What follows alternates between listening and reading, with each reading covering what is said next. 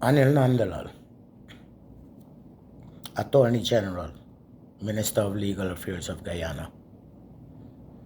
Prove me wrong when I say to you that you are an illiterate with a high job title. Now let's get to the serious part of this conversation.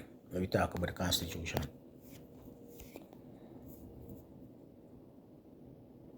The Constitution basically is the roof over Guyana.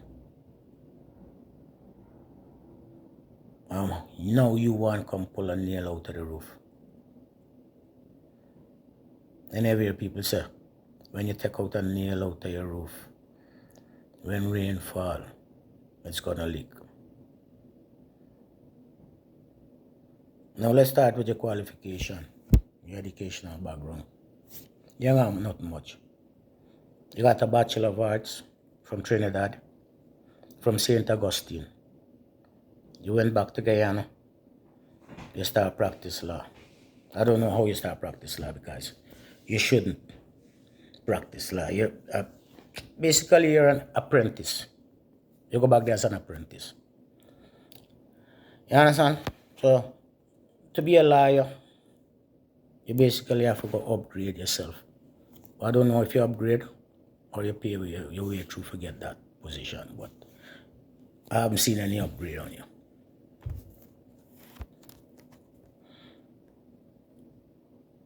Now let me tell you about the architect of our Constitution. The architect of our Constitution was done by two stalwarts of Guyana.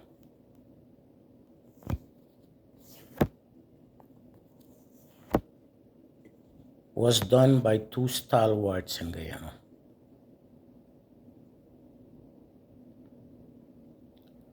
Their name was Desmond Haight and Dr. Mohammed Shamsuddin.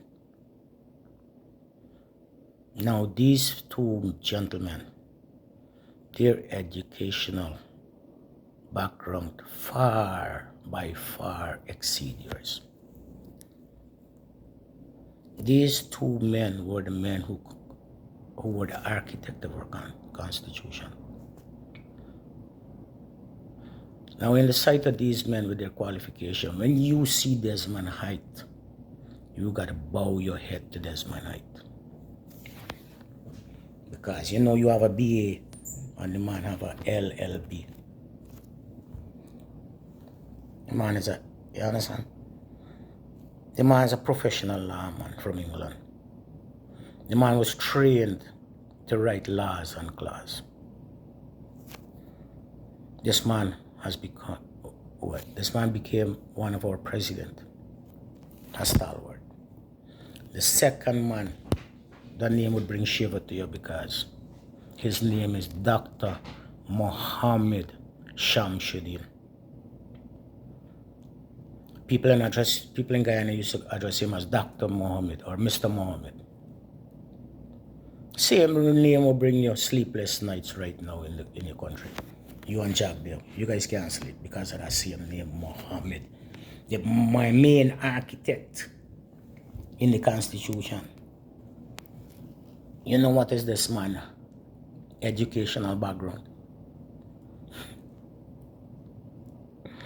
This man educational background starts with the highest degree that can ever be achieved on earth. This man has a doctorate degree. So you don't want to know how much more degree the man had before that. This man was an international criminal court judge. Talking about Judge Anil Nandalal, every judge in Guyana, far more educated than you are. This man is the main architect in the Constitution. Him and Desmond Haight. And look what you want to know. You want to tell the Guyanese people them A man who get an apprenticeship degree, which is a Bachelor of Arts degree, a footstool. You never have a chair, you have a footstool. Want to come pull a nail out of our Constitution? Brother, you're not qualified. You don't have the knowledge to even take a hand, a butt, an eye out of our Constitution. Why are you trying to change our Constitution? Who are you trying to accommodate? You're trying to accommodate you and your family. You're trying to accommodate you, Jack Day, when the president. You're trying to accommodate the PPP party. Don't try it. Whatever petition you have in the court for change it, or whatever you have in the court trying to make amendment of our Constitution, no judge in Guyana is going to give you that. Because no judge in Guyana is as knowledgeable as the two stalwart them. Especially Dr. Mohammed Shamsuddin. So when it comes to the constitutional change, Anil Nandalal, Attorney General, Minister of Legal Affairs, that phrase should not exist in your vocabulary, for you are not knowledgeable enough to even say it. So take your thought process out of that. Now let's talk to the second point when you talk about your big words. Sit on national TV talking about your big words. And it looks like you're proud of it. Brother, that's one of the dumbest things as a politician, as a man of knowledge would ever come on national TV, on a forum where the world can hear your CEO and say things like that. Brother, if you're not an atmosphere where people overstand every word you say, nobody will come and say to you, you have big words. The only people then that would come to say to you and say that you're using lots of big words are those that cannot understand a word that you're saying. And you take that as a compliment. Brother, you need to wisen up. You know what I mean? You need to wisen up. You need to be more selective in your words. That when you spit it out of your vocabulary, it should be more comprehensible. Alright, as a lawyer, say a lawyer, you should know what is layman's term, brother. Use layman's terms. Be simple. Say things that people can understand. Now when they reach home, they say, oh, this man bright. But they didn't gain any knowledge of nothing you're saying, because what you're trying to do, fool the people. You could only fool the people in one time, you know. You can't fool the people in all the time. Now the third take on you is when you say, if you want to make a change, you can't have 12. You have to win the majority in government.